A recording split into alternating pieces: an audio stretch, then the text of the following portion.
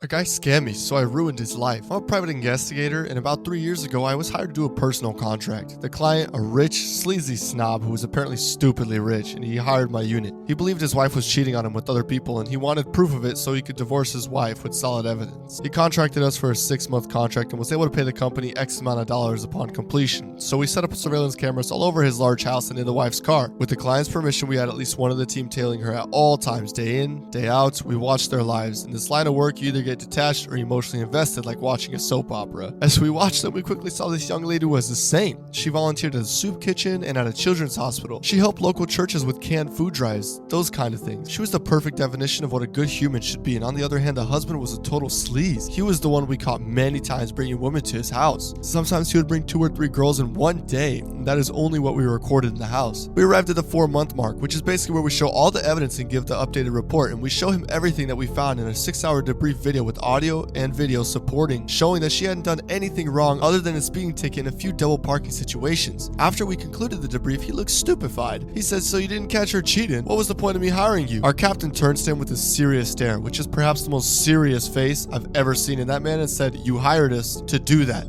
And you said you hired us to find out if your wife is faithful or not, and we found out your wife is an honest and faithful woman." The snob is visibly annoyed, and he stands up and is getting his jacket when my captain says, "Look, there's still 2 months on the contract. We'll keep tailing her. We'll meet again after the contract is up and give you any updates." The snob turns to him and says, "Don't bother. This is over. I'm ending it. Come when she isn't home and get your equipment out of my house." So a week later, we did that exact thing. And when the contracts like this are made, a small portion is paid up front as a commission fee, and the rest is paid at the end of the contract allotted time. In his case, it is 6 months. So fast forward to the next payday. After the contract is officially over, my unit gets a call from our office to come in on the next payday as there's an emergency meeting regarding us and that contract. We get there and find out this dude pulled the funding and refused to pay us for our work, and we all left super pissed off. We went to lunch and brainstormed how to get even with this dude. Then we remembered we had all the footage of this dude's dirty deeds, and at first we wanted to blackmail him, but that's so low, we're better than that. That's when I remembered the wife.